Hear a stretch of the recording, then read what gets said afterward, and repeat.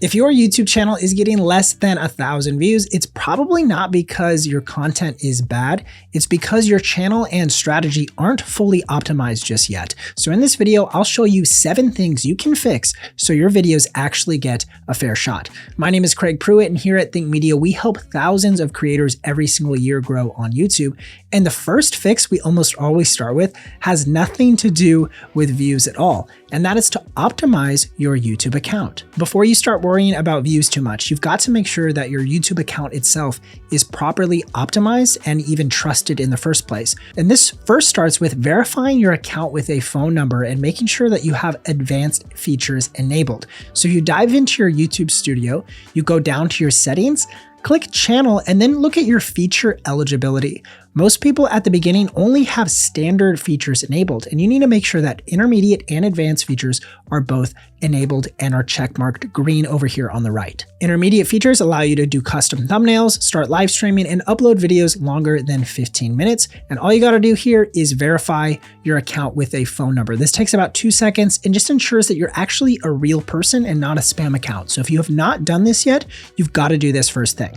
And then advanced features, if we click this drop down, include things like appealing ID claims, having more shorts uploads daily, A/B testing of titles and thumbnails, even uploading regular long form videos. And all you need to do is do either a video verification, which takes like 2 minutes, have a valid ID upload, or have a channel history that usually is built up for about 2 months or so to make sure that you're actually a real person who's engaging with the platform. Brand new accounts can kind of look spammy to the algorithm, especially if you start uploading like immediately with no prior history.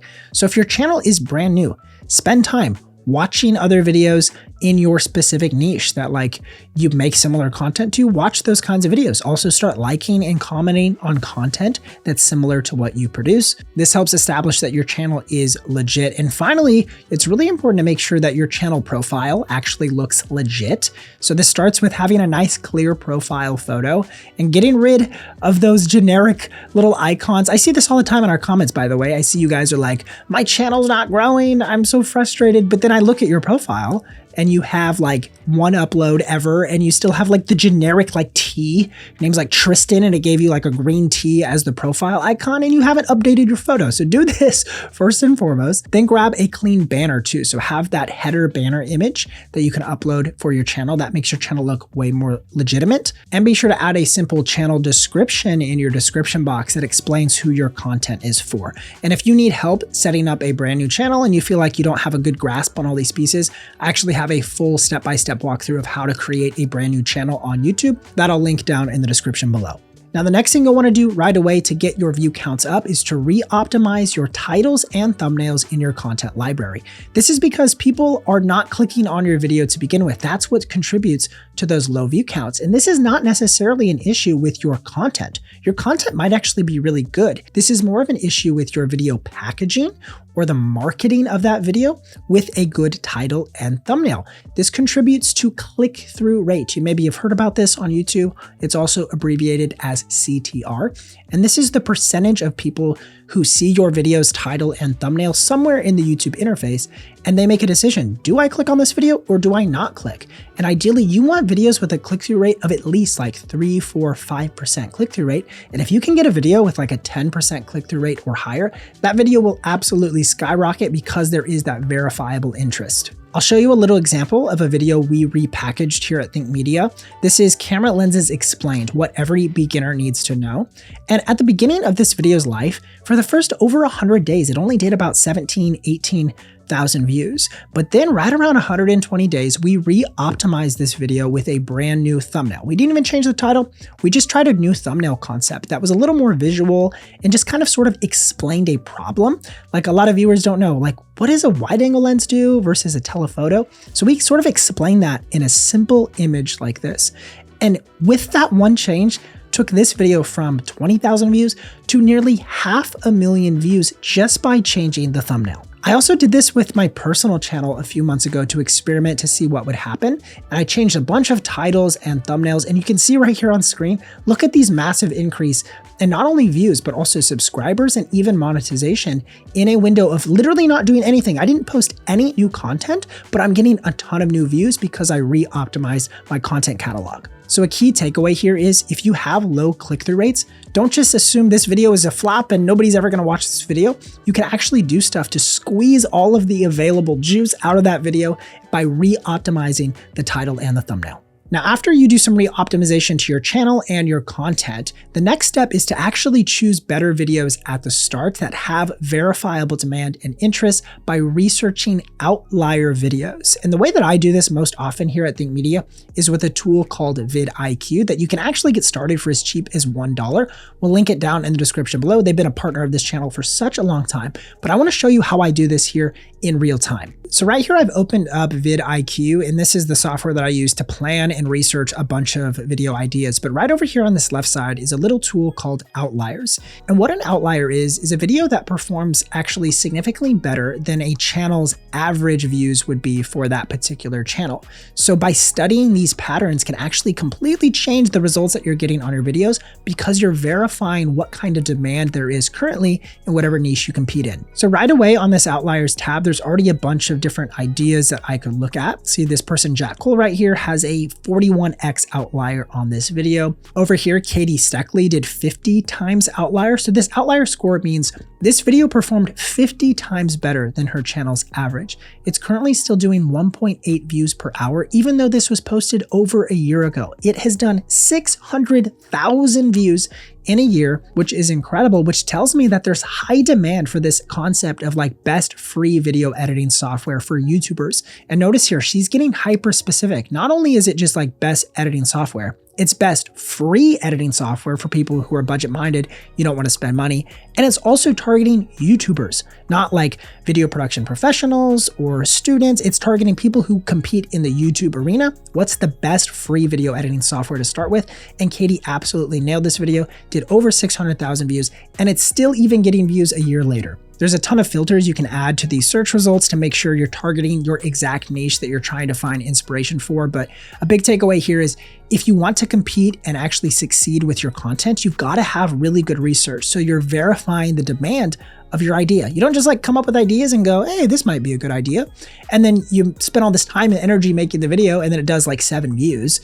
Instead, you can use a tool like vidIQ's Outliers tool to find inspiration for ideas. Like you don't have to steal one of these ideas for your own. You can actually use it as inspiration to launch you into a brand new idea, but at least it stems from a video that has verifiable demand and interest and is popular right now in your niche. And again, if you want to try out this tool from vidIQ, I'll leave a link down in the description below and you can check it out. Now, the next thing we'd encourage you to do to get guaranteed views is to leverage what we call the ASQ method, or answering specific questions. This is an approach we teach time and time again to thousands of people who come through our coaching programs and our online community.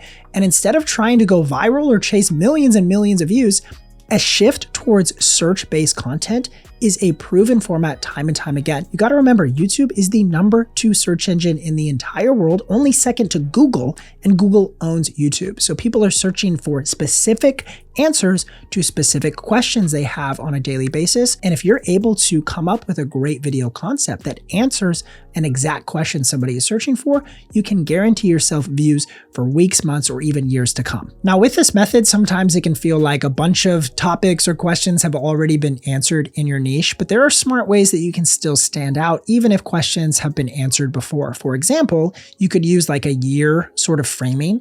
So like I edit in Adobe Premiere, and instead of making a video that's like how to edit in Premiere, you can make it specific to the year or the new version that was just released. So how to edit a video in Premiere Pro 2026 would be a great video concept. It's actually one that we've done that has done hundreds of thousands of views at this point, and a lot of those are coming from search results. Another approach is to use long tail keywords. So a short tail would be like how to cook a steak, a very short search result. But instead you could make it longer, like how to cook a steak, reverse sear with medium rare in a cast iron pan. You could make it ultra specific so you're competing with less people. The more specific you can get with your question, a lot of times will lead to better results.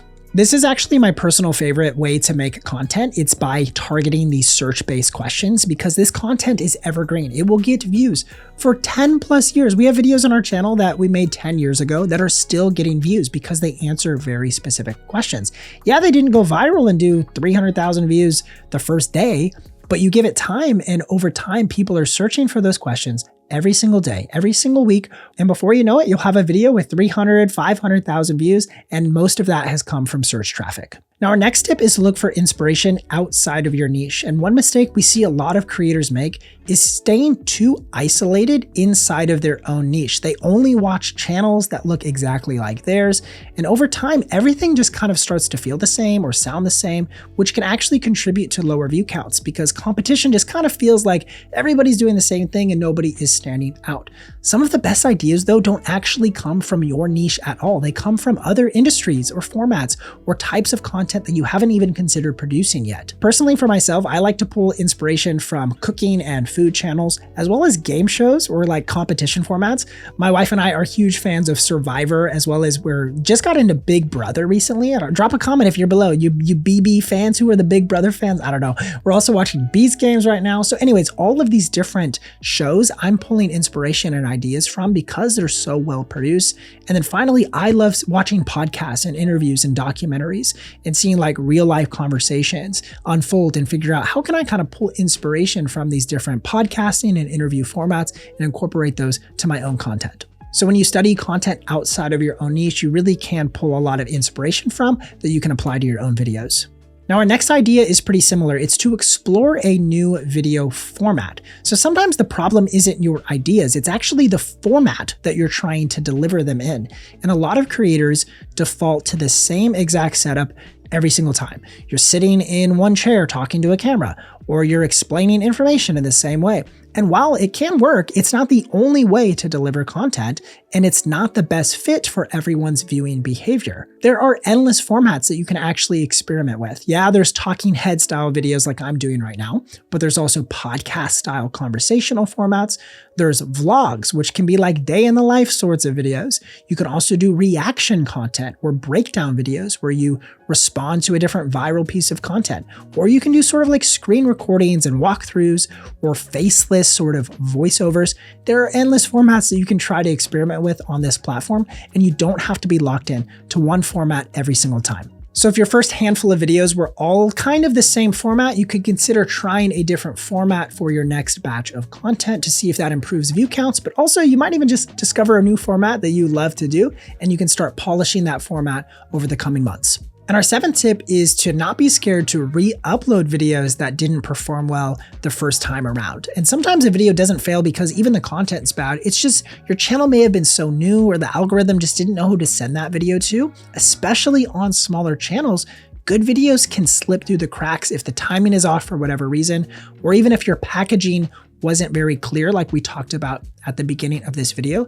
There's ways that we can re-upload content to actually maximize its performance and get more views than we got the first time. This is key though. When you re-upload a video, you almost always want to adjust something because for whatever reason, it did not perform well the first time. So you do want to make a couple modifications, starting with, at the very least, you want to change the title and thumbnail from the first iteration to see if we can increase that click-through rate, right? If it was like a super low click-through rate below 1%, you want to try to get that click-through rate up to 2 or 3% minimum, and that's going to produce better results for you. Additionally, you could keep like the last 90% of the video exactly the same, but you could try to re-hook the first 10% of the video, or even just the first like 10 to 20 seconds of the hook of the video to make it more engaging.